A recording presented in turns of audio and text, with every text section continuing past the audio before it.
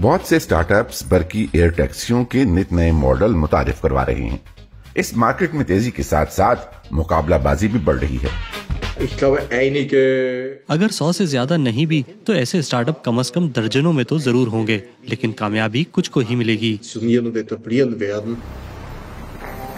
امریکی فضائیہ مستقبل میں ایئر ٹیکسیوں کو مال برداری کے لیے استعمال کرنے کی منصوبہ بندی کر رہی ہے۔ ایشیائی کار ساز ادارے ہونڈائی اور ایکس پینگ بھی اس شعبے میں قدم رکھنے پر غور کر رہے ہیں۔ امریکہ میں سن 2025 سے نیو یارک شہر اور نیو یارک ہوائی اڈے کے درمیان ایئر ٹیکسی سروس شروع ہو سکتی ہے۔ German auto club ADAC air rescue کے لیے وولوکاپٹر ٹیکسیاں استعمال کرنے کا منصوبہ بنا رہا ہے۔ ایک اہم بات یہ ہے کہ ہمارے طیارے ہیلی کاپٹر کے مقابلے میں بہت سستے ہیں، اس طرح ان کی مرمت اور ان پر اٹھنے والا خرچہ بھی کم ہوتا ہے۔ ہوا بازی کے شعبے میں حفاظتی معیارات انتہائی سخت ہوتے ہیں۔ ایک طیارے کی پرواز سے قبل انتہائی جامع جانچ پڑتال کی جاتی ہے۔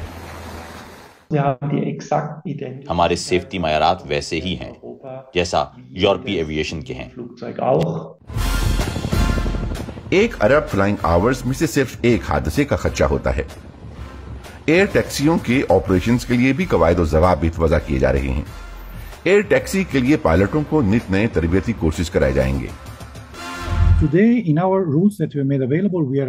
مروجہ قوانین کے مطابق یہ بات واضح ہے کہ ہمارے پاس جو پائلٹ آ رہا ہے اس کے پاس ہوائی جہاز یا ہیلی کاپٹر اڑانے کا کمرشل پائلٹ لائسنس ہے۔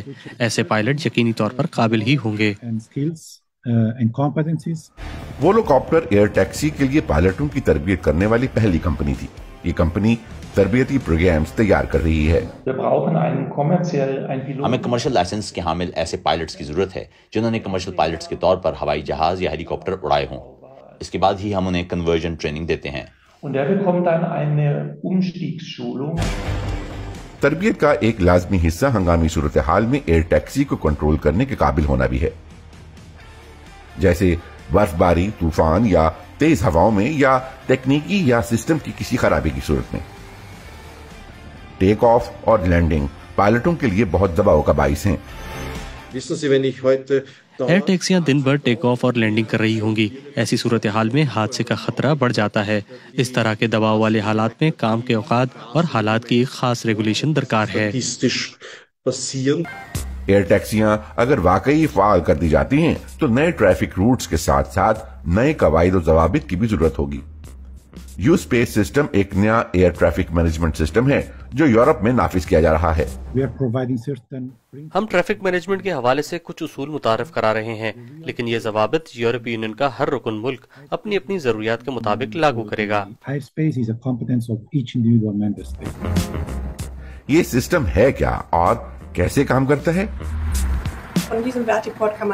ایک ایپ کے ذریعے آپ ایئر ٹیکسی بک کریں گے۔ یہ ٹیکسی قریبی ورٹیپورٹ پر آپ کا انتظار کرے گی اور وہاں سے آپ کو اسی شہر یا کسی دوسرے شہر یا جہاں بھی آپ جانا چاہتے ہیں لے جائے گی۔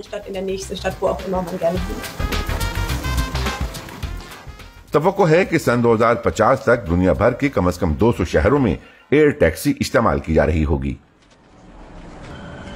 You are fired. Goodbye, Mr. Dallas.